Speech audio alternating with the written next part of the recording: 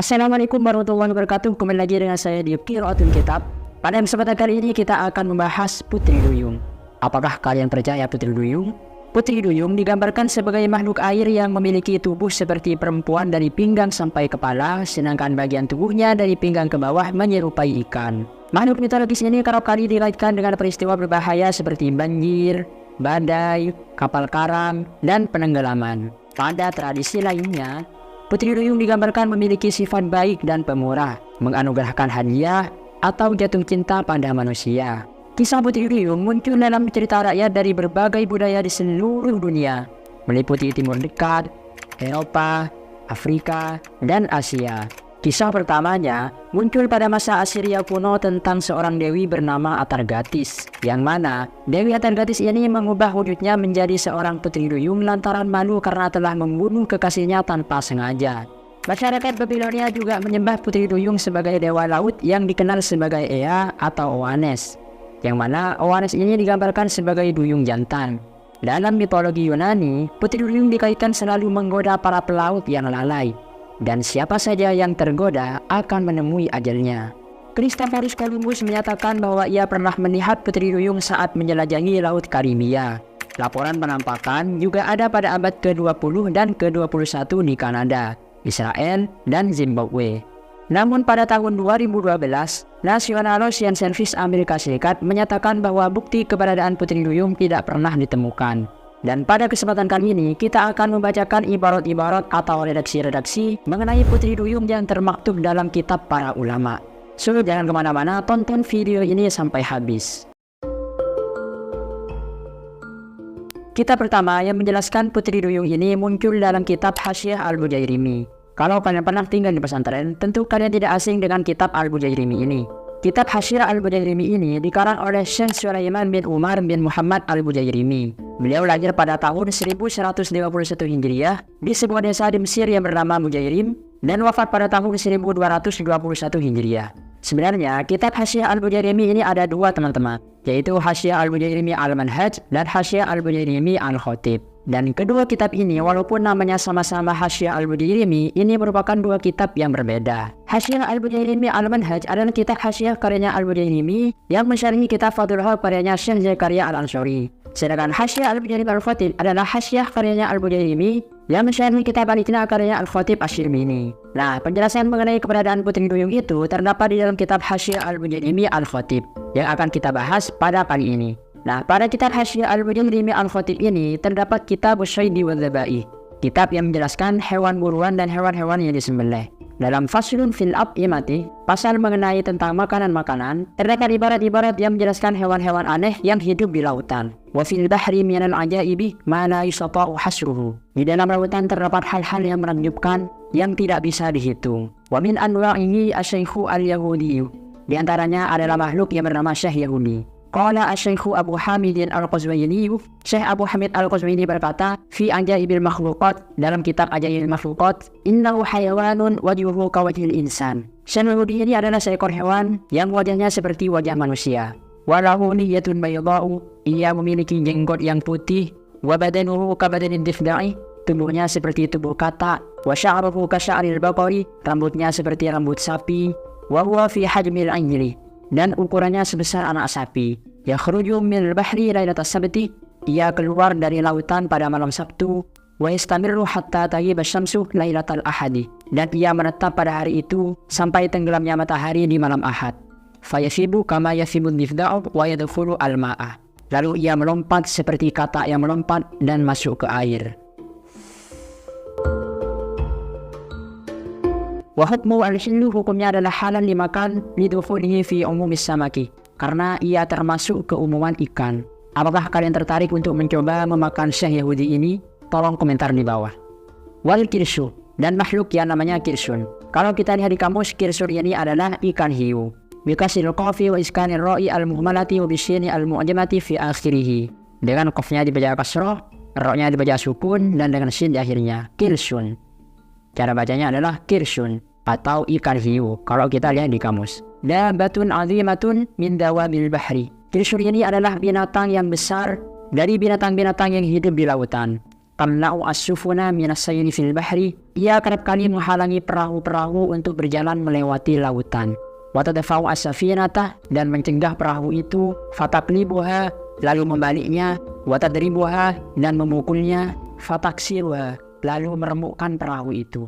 Wa min syanihi annahu yata'arradu lis-sufuni al-kibari. Biasanya makhluk ini menampakkan diri kepada perahu-perahu yang besar. Fala yarudduhu syai'un illa ay ya'khudha ahluha al-masyailah. Maka tidak ada yang dapat menolak serangannya kecuali dengan cara penumpang perahu itu mengambil obor. Fatamurru ala wajhihi misral barqi. Lalu obor itu menesan di wajahnya bagaikan petir. Wala yahabu syai'an illa an-nar. Dan makhluk ini tidak takut kepada apapun kecuali kepada api. Wabihi sumiyat Quraisyun Quraisyan. Oleh karena itu, hiu ini disebut dengan hiu. Berasal dari kata Quraisy yang artinya meremukkan. Karena makhluk ini tidak akan meninggalkan mangsanya sampai ia melahapnya dan meremukkan tulang dan dagingnya. Wal-Qulsum yujadu bi bahril Qulzum. Qulzum ini ditemukan di lautan Qulzum, yang mana laut Qulzum ini merupakan nama bagi laut merah di abad pertengahan. Alladzi ghuriqa fihi Fir'aun, yang mana Fir'aun ditenggelamkan di laut itu. Wa huwa inda Aqabatil Hajj. Laut Qulzum ini terletak di dekat Aqabatil Hajj. Kalau kita lihat di internet, Aqabatil Hajj ini termasuk jalanan yang paling mengerikan di Arab. Karena jalannya itu naik turun. Bahkan tak jarang para pengendara itu kecelakaan di sana. Wa banatur Rumi, dan makhluk yang namanya Banatur Rum. Sama pun di Bahril Rumi, yaitu ikan yang berada di lautan Rum, yang berada di lautan Romawi. Syabihun bin nisa'i, mirip dengan perempuan. Zawatu syu'urin sabatotin, memiliki rambut yang lurus. Alwanuhunna ila sumroh, warnanya kecoklat-coklatan.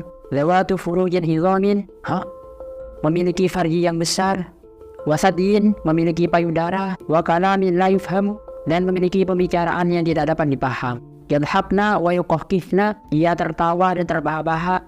Wa rubbama yuqana fi aidi ba'di ahli al-maraqib, dan terkadang ia tertangkap oleh para nelayan. Fayankihuhunna, kemudian para nelayan itu menikahinya atau menjimaknya. Summa yu'iduhunna ilal bahri, kemudian dikembalikan lagi ke lautan. Wa hukiya anil Uyani sahibil bahri, diceritakan dari Imam Ar-Ruyani pemilik kitab Al-Bahri, yaitu kitab Al-Bahru fi madhhabi Syafi'i, innahu kana idza atahu syayyadun bisamakatin ala suratil mar'ah halafahu annahu lam yadha'ha. Sesungguhnya Imam Ar-Ruyani ini ketika datang kepadanya seorang pemburu ikan dengan membawa ikan yang berbentuk perempuan, Imam Ar-Ruyani ini menyuruhnya untuk bersumpah kalau dia tidak menyimaknya.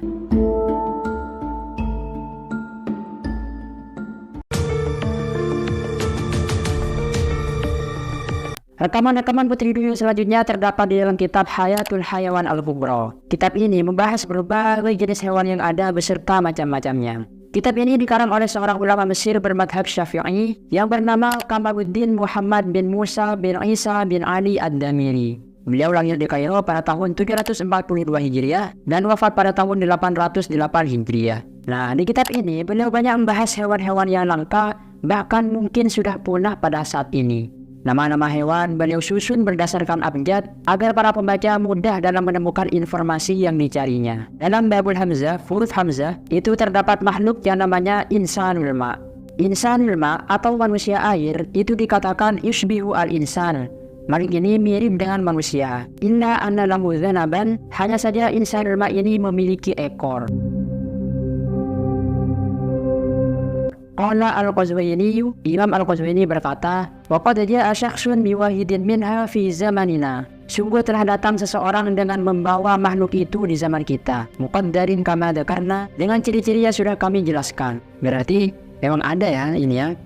Wa qila inna fi bahri syami fi ba'dil awqati man syakluhu syaklul insani. Dikatakan bahwasanya di lautan Syam di sebagian waktu itu terdapat makhluk yang bentuknya seperti bentuk manusia. Walahu liyatun baydha'u, makhluk tersebut memiliki jenggot yang putih. Yusammunahu Syekhul Bahri, orang-orang menamainya Syekhul Bahri, orang tua lautan. Fa idza ra'ahun nasu istabsharu bil khashabi, maka ketika orang-orang melihat Syekhul Bahri ini, orang-orang itu bersukacita dengan kesuburan. Oh, Jadi Syekhul Bahri ini sebagai tanda kalau wilayah tersebut akan mengalami kesuburan. Oh iya. Lalu kia anna ba'dal muluki humila ilaihi insanu ma'in. Diceritakan bahwasanya sebagian raja itu dibawakan kepadanya insanu ma, manusia air. Fa'arada al-maliku ayya'rifa halahu fazawwajahu imra'atan. Lalu raja itu ingin mengetahui keadaan insanu ma tersebut, ingin melakukan eksperimen hingga ia menikahkannya kepada seorang wanita. Fa'atahu minha waladun yafhamu kalama abawaihi. Sehingga dari perkawinannya tersebut menghasilkan seorang anak yang faham kepada perkataan bapak ibunya. Berarti ia paham kepada bahasa bapaknya yang merupakan manusia air. Wasayati insyaallah ta'ala fi babil ba'i al-muhadati fi banatil ma'i qaribun min hadha. Dan akan dijelaskan nanti insyaallah di babnya tersendiri dalam bab banatil ma', perempuan-perempuan air. Qaribun min hadha, sebentar lagi. Coba kita lihat banatul ma'. Banatul ma', perempuan-perempuan yang hidup di air. Qala Ibnu Abil As'as berkata, hiya samakun bi bahrir Rumi. Banatul ma' ini adalah seekor ikan yang berada di lautan Romawi. Syabihatun bin nisa, mirip dengan perempuan. Zawatu sya'rin sabatin, memiliki rambut yang lurus. Alwanuhunna ila sumroh, warnanya kecoklat-coklatan. Zawatu furujin idhamin, memiliki farji yang besar. Wasadyin, memiliki payudara. Wa kalamin la yakadu yufhamu, dan memiliki perkataan yang hampir tidak dipaham. Wa idhabna, ia tertawa. Wa yuqahqihna, terbahak-bahak.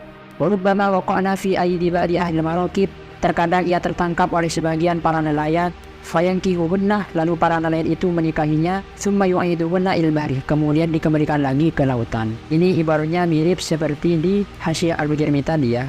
Wa mukiya anil Ruyani Syahibil Bahri, diceritakan dari Imam Ar-Ruyani pemilik kitab Al-Bahru fi Madhhab Syafi'i, annahu kana idza atamu syayyadun bisamakatin ala hayatil mar'ah halafahu annahu lam yata'ha. Sama seperti tadi, bahwasanya Imam Ar-Ruyani ini ketika bertemu dengan pemburu ikan yang membawa ikan berbentuk perempuan, ia menyumpahnya atau menyuruhnya bersumpah kalau pemburu ikan tersebut tidak pernah menjimatnya.